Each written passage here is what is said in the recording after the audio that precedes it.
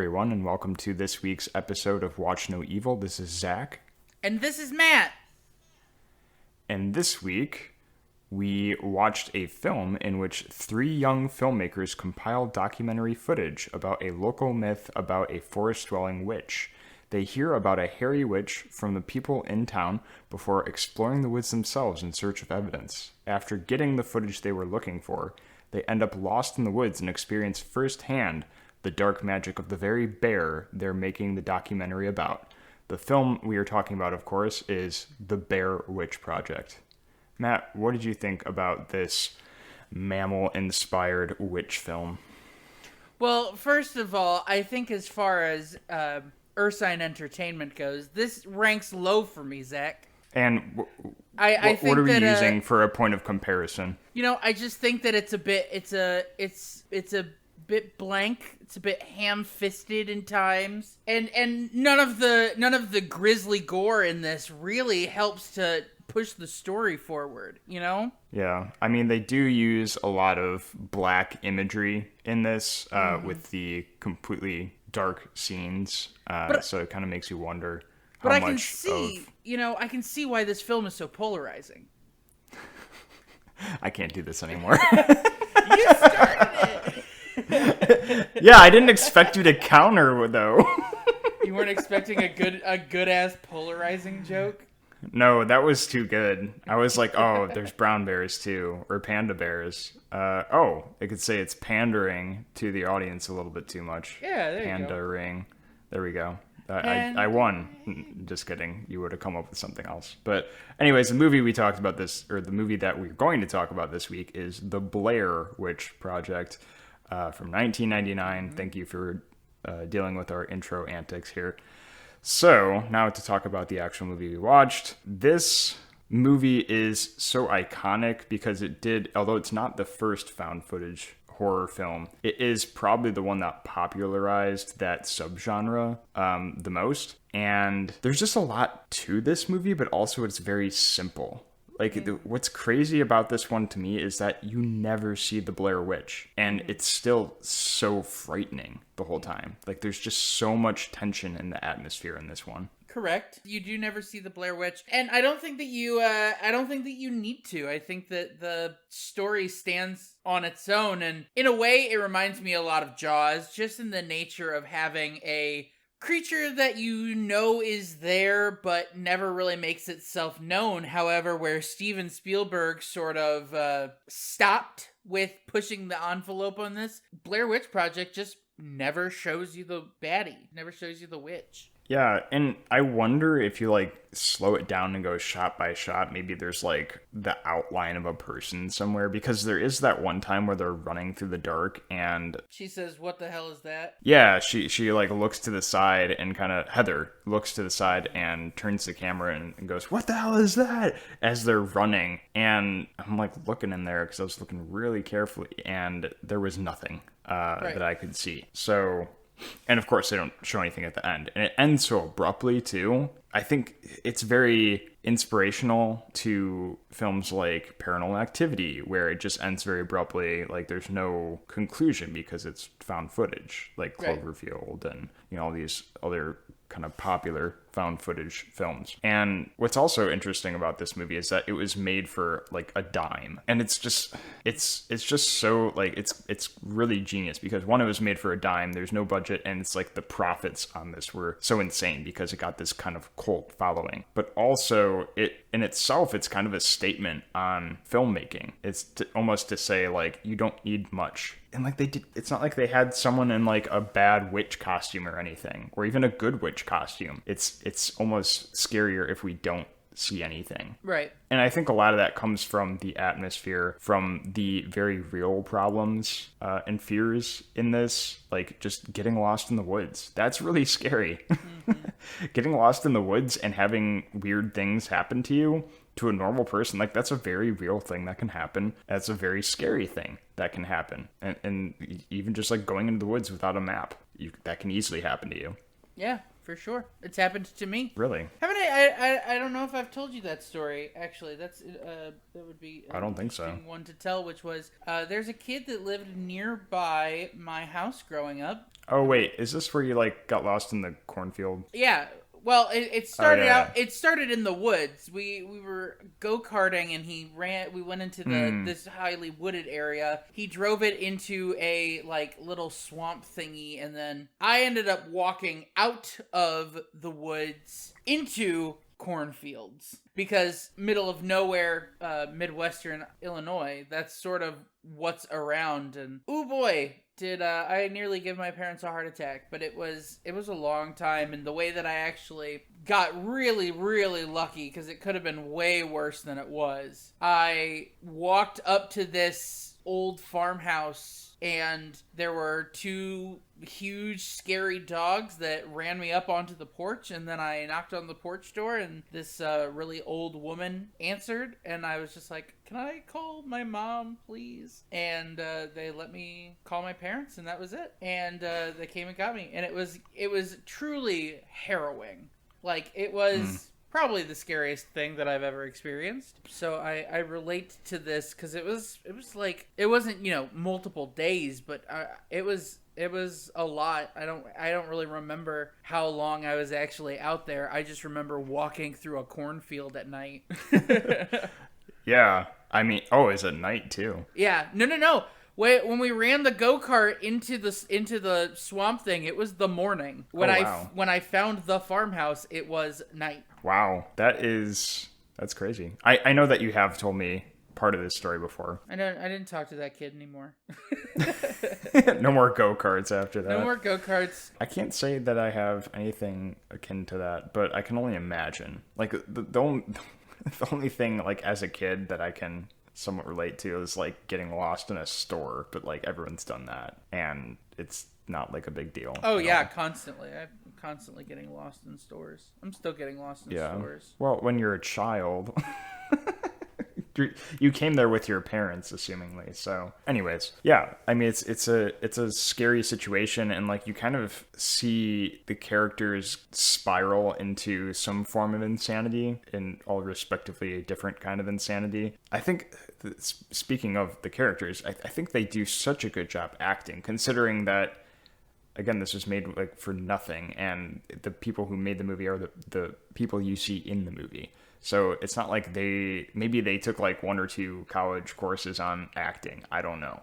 But it's not like they're professional actors or anything. They're amateurs, and they do such a good job. Like Heather, I think from the get-go, I think Heather is supposed to be somewhat unlikable, just because she's often stating the obvious, and they kind of portray her to be like the person who's a little over the top and dramatic, kind of stuck up, kind of like, it's my way or the highway kind of mentality.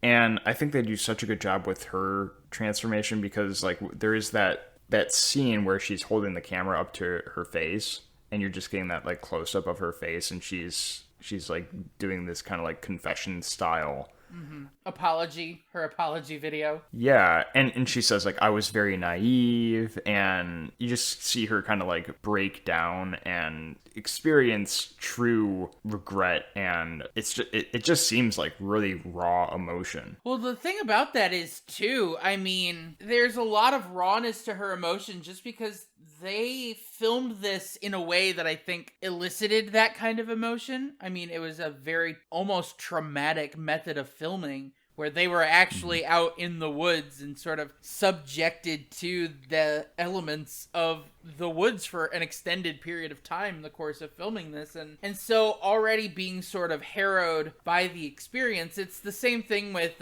Wet Hot American Summer I was telling you about, where they actually like slept in cabins at like an old campsite while they were filming it. So it was like a sort of weathering to the actual actor. And then on top of that, to have just this like constant high levels of emotion, the acting, because when you have to scream so much, when you have to sort of injure yourself and you have to do all of this extra work, it's gonna tire you out. Like, they had really exhausting jobs to do on top of actually having to act. packed. Like, they had to carry all the packs and all the weight the whole time. And they were essentially the filmmakers. The film is like exactly like it's exactly what it is. The only fictional part of it is like actual Blair Witch and, you know, the people dying. And it kind of reminds me of Evil Dead in that way, because Bruce Campbell is like out there with the other, I can't remember the other guys, Scotty,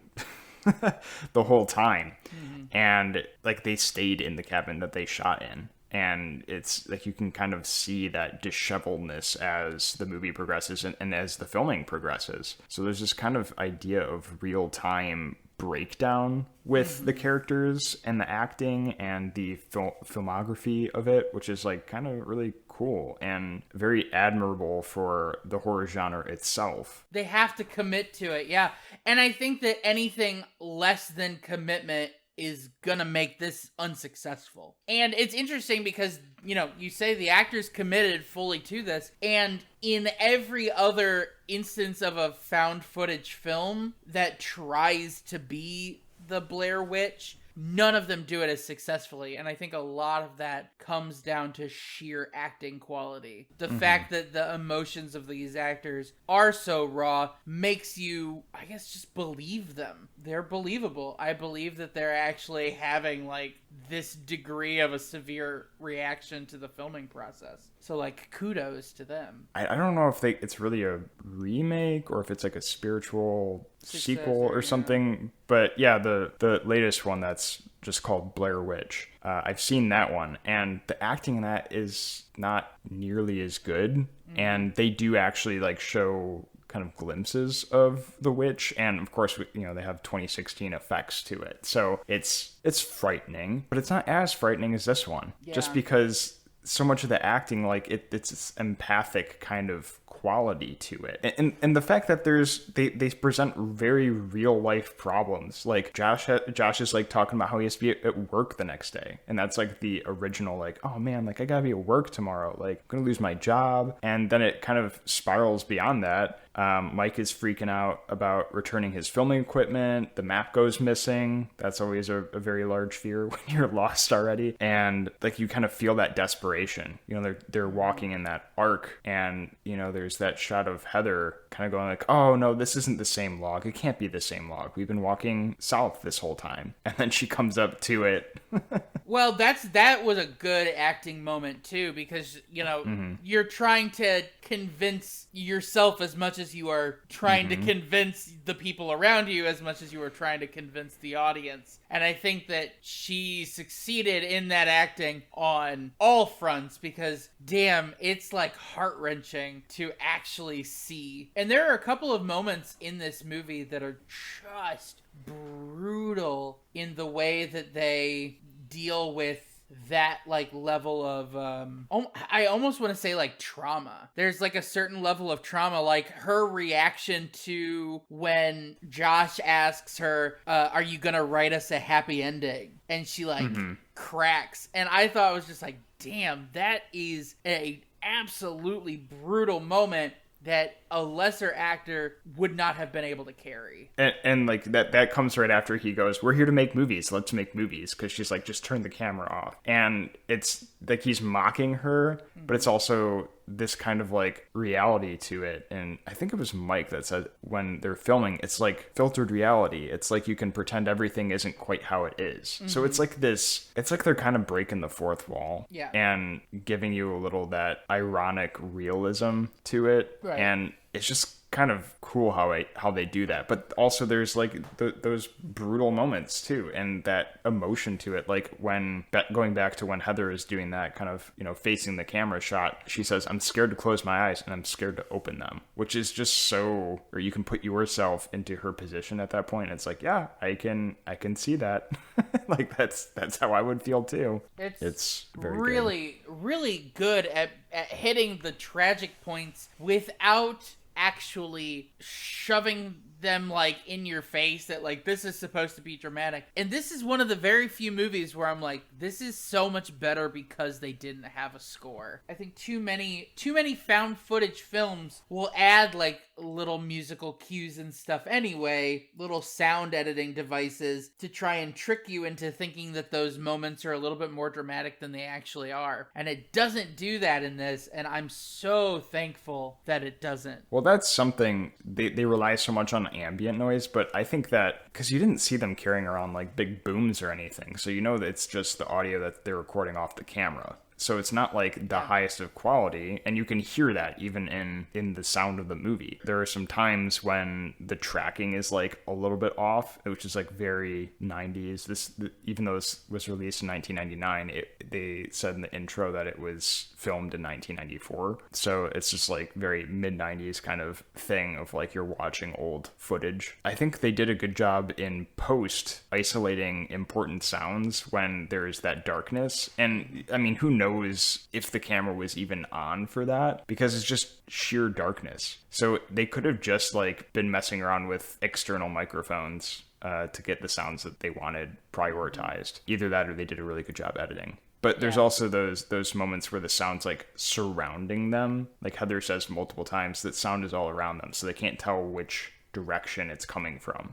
That's why they're so confused when they hear Josh's voice calling for help. They don't know which direction to go in, so they just start screaming. And it's like, that's kind of like the trick of the Blair Witch, is she's trying to like get them to give away their position without really giving away hers. Which is an interesting way of putting that I didn't necessarily consider. That's the thing about this, though, Zach. Is there a Blair Witch? I knew you were about to ask that. Okay, so what is the alternative? Just like some creep living in the woods? Why does it have to be a creep living in the woods? Oh, shit, yeah, no, there has to be a Blair Witch, because there's a guy, he's leaving stuff for them. What do you mean leaving stuff for them? Well, like leaving the bundle of like Josh's clothes, you know. Well, what do you think is killing them? Well, nothing kills them at the end. I don't think. I guess you never see Mike die. That was the thing. Because the Mike is in the corner, and you know they do that in every movie. They have like a corner thing. Well, that's part of the legend of it, right? So they talked about how the Blair Witch or whoever. Yeah. You don't want to look legend's at based it. off of, right? Because he would be killing one of them, or she would be killing one of them, and they didn't want their eyes on them, so they'd make them face the corner. Yeah, never mind. I mean, no, it's a plausible theory, because the whole, that's kind of the premise of the whole movie is, you know, they're kind of like, oh, we don't really believe in this, it's just a legend, but you know, we're gonna go and check it out. And it's a plausible question, I think, because I mean, whichever way you frame it, there's some sort of witchcrafty element to it because of like the little stick figures and the way that you know, like the bundle that you were talking about of Josh's teeth. And well, here's the thing, because we see them sort of going actually crazy. This is why I've always sort of debated this, and I think that there is a huge debate around it, because the stick figure things are the like simplest thing that happens, and those don't really need human explanation, but like the more egregious stuff doesn't really start until like Josh goes missing. And so I always started to think like I always thought that like Josh had something to do with it. Like I always thought that he was the one that put the bundle of sticks outside with his with teeth and blood in it. Yeah, but like that's not that's something that people do when they sort of go crazy. I mean, maybe, and they did kind of frame Josh as being like the one who was kind of like the weakest mentally, just because like he's kind of the one that loses it internally the most. Like Mike's kind of wearing his insanity on his sleeve, and you know what they say about expressing your inner feelings is healthier than bottling them up, and I feel like Josh bottles them up more, so it kind of rattles around in his brain more. So it's plausible. This is a podcast about the Blair Witch Project, Matt. You got to bring up your theories. Yeah, there's something that makes me think that it could be non-supernatural, because there's so much to this movie that avoids having like the supernatural stuff. Like for example, in the Resident Evil Biohazard opening credits, not opening credits, but like opening gameplay, they actually have like a scene where the cameraman goes into this, abandoned house in like swampland, and he impales like part of his eye on like a hook in the basement, and it's a Blair Witch Project moment. It is identical to the like ending scene of the Blair Witch Project, down to like the camera stuff. But the only difference is that the person like pulls him away, like and like pulls him off of it, and that's how you see that he's actually been like impaled on it. And I think that there's like an interesting thing too in the way that this is shot, where it kind of makes it seem like they just tripped, right? And I think that that's part of the beauty of this, is that there is a little bit of an ambiguity to it. The Blair Witch Project is a myth. This movie does not expose whether or not it's a myth still. It hides it. It shields that, in fact, by having relatively ambiguous things happen at the end to kill them, Yeah. What? And that's such a big thing in the found footage subgenre, because, think of like Paranormal Activity. It's open-ended. If it's found footage, then something had to have happened to stop the footage. So I think that, it really, what we're questioning here is like whether it's supposed to be taken literally as, the people who made this were killed. And given the climactic nature of the ending, I think that it's supposed to be they died. They didn't just like trip and fall. Because if they tripped and fall and the camera broke or something, then like wouldn't they have just gotten a new camera and continued filming? Well, that's the thing, well, if he'd like tripped onto a pipe and had died, or if she had cracked her skull open, like there's, I think, a lot to it, That's the thing. It doesn't give you an express reason to believe that they were killed, just that they died. So I think, putting like the devil's advocate aside, I think that the Blair Witch is real, or supposed to be real in this movie, just because of like the paganistic nature of a lot of the things that happen, like the humanoid stick figures that are hanging from the trees. To me, it almost felt like Jesus on the cross. Yeah. But like kind of bastardized in a way that is evil in nature. So I thought that was kind of like, and it's supposed to be like this kind of Wiccan, like earthy kind of feeling. It's like the ancientness of witchcraft that you feel in that moment. And the same thing with the bundle that you get later on, of like, oh, here is a bundle of sticks that's wrapped with cloth that Josh is wearing, and presumably Josh's teeth in it. Like, that's got to be some kind of ancient spell, right? That's got to be like some curse. And the fact that they were going through Josh's stuff, and like Josh's stuff had slime all over it or whatever, his pack was the one that was missing, so it makes you feel like he was the one that was targeted first for knocking that pile of rocks over that was supposed to be like the tomb marker. Oh yes.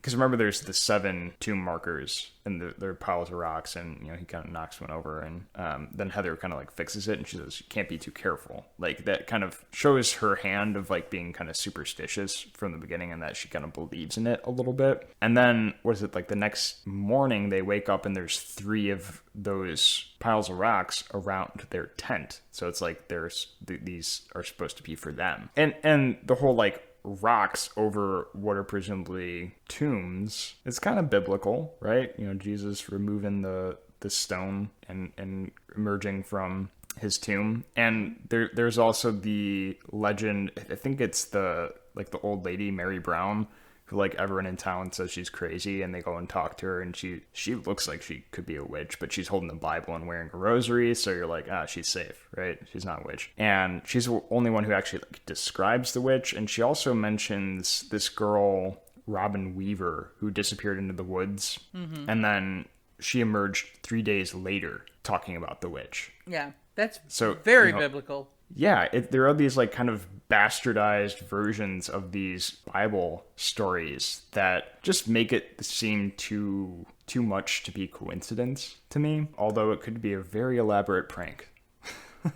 That's the thing too. Like it could just be like a Deliverance style thing where it's the people. Although there's an interesting thing too with the house that they go into at the end. All over the walls are like children's handprints in like mud. Yeah, and like I thought it was blood, but It could be. Could be blood. Mud. Could be It was blood, hard to tell because that was shot with the black and white camera, right? Mm-hmm. And that's another interesting cinematography thing, is that they had one like normal video camera for the 90s, and they had one black and white that was filming in black and white the whole time. That was probably I think they called it some, I'm not a camera person, so they called it some special thing, like a DAB or something, I don't know. But it's just interesting how they did that. But yeah, the little handprints, and then the baby crying kind of makes you wonder how that would be related. Yes.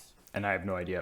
I mean, that could be biblical too. Who knows? Yeah, there's always like a motherhood thing to the witches in like the woods. They would like steal kids, you know? Kind of reminds me of Hansel and Gretel. Yeah, kind of reminds me of the movie Mother, where that's like a significant theme is the idea of like childhood as it relates to people being insane. So well, and also being like having to fend for themselves in the woods, because that's like the original like Grimm brothers Hansel and Gretel story, is like the parents abandoned them because they couldn't afford to feed them, and so they had like kind of it's like this almost kind of coming of age survival, like of the fittest idea. It's a good movie. That's the crazy thing. This movie holds up, Zach. Yeah, sorry, you know what just occurred to me? What? Remember when Mike asks Heather, what's your favorite thing to do on a Sunday? Mm-hmm. And then she goes, it used to be hiking in the woods. Yeah. So it's like, Sunday's like, lazy Sunday. But that's another thing that could be a little religious in nature. Yeah, what's your favorite thing to do on a Sunday besides go to church, you heathen?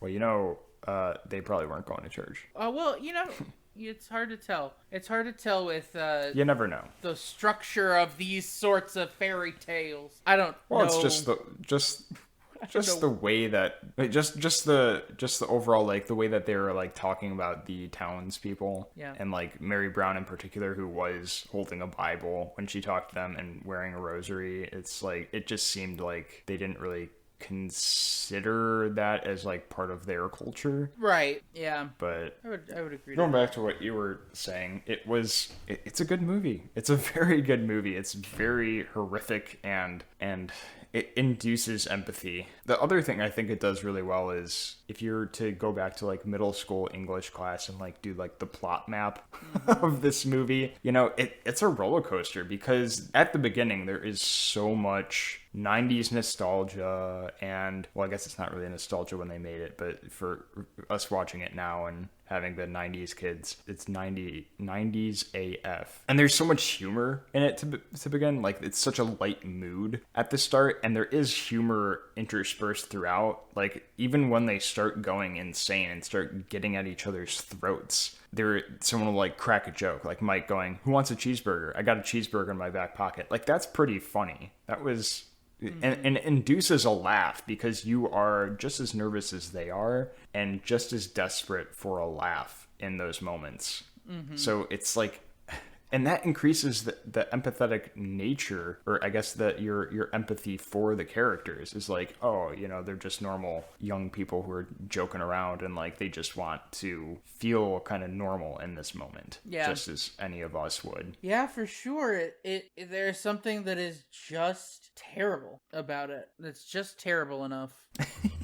You know what line got me? And this was, and it really shouldn't, but it was when Heather like zoomed in on this dead mouse in the middle of the woods, and she goes, "What killed this mouse?" And this is this is before like anything bad really happened. And it's just the way that she was framing it seemed like it was like this murder mystery around the mouse. And it's like, it was probably just like a hawk or something, but it was just so funny to me. What? A hawk? How dare you? The Blair Hawk Project. The Blair Hawk Project. Coming soon to a theater near you.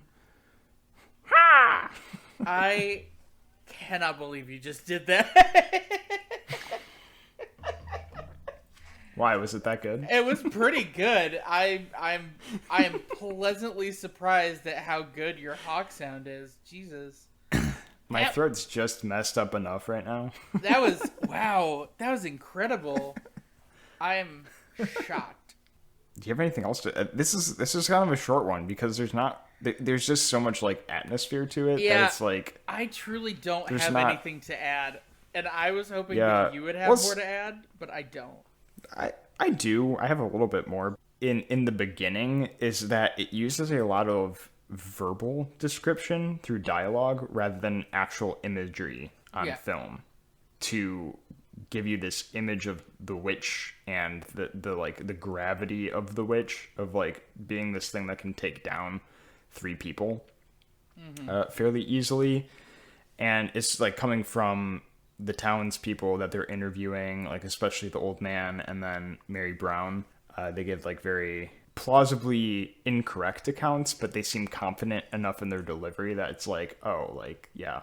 Yeah, and in terms of it being that documentary style, there's something to be said about how documentaries are actually made, and so much of it is done in narration and in voiceover that keeps the story good in this case. Like, it's a documentary that you would actually want to watch, because as much as these kinds of things are interesting to watch, the entire history of the Blair Witch as we know it so far, and of course the idea of like the urban legend in general, is entirely an oral history. So the fact that they're using the medium of film to convey something that is clearly an oral history, I think is a neat extension of that sort of like ethos. Yeah. I mean, like, documentaries are basically just someone reading a Wikipedia page while playing some related imagery behind it. That's all I got. Yeah, I don't have a lot for this movie other than it's a good movie. It's got a large following, which is interesting, and like I said, popularized the subgenre, which is it's so interesting how this is one that got so popular. I think just because it's so scary and relatable. Because Val and I were watching it with you, and Val was talking about how her mom went to go and see it by herself in the theaters, and like she had to leave because she couldn't handle the shakiness of like the handheld camera style. And that's just like interesting because it was nothing to us when we watched it this week, because we've watched other found footage movies. And I remember the first one I saw was Cloverfield, and I was like, how can you tell what is going on here? Yeah. The first time I watched that, and now it's, you know, it's nothing. It's very easy because we adapt so well, and cinematography has changed so much even over our lifetimes, which are relatively short. Yeah. It's just interesting how this became defining, being what it is. It just tells you the quality of the delivery of this information. It survives because it is a good movie. Like, for how low budget this movie is, the acting is impeccable. It's so believable. There are so many other low budget found footage films that have never been able to replicate that, simply because they get people who they want to be like, oh, these are normal people, and we're going to cast unknown actors because we have to. And there's not like a quality checking process to that. So then you get essentially not great actors doing not great performances, which then immediately takes you out of the like relatability, believability element to it. Thank you, everyone, for listening to this week's episode of Watch No Evil. This is Zach. And this is Matt. And how much witch would a Blair Witch if a Blair Witch could Blair?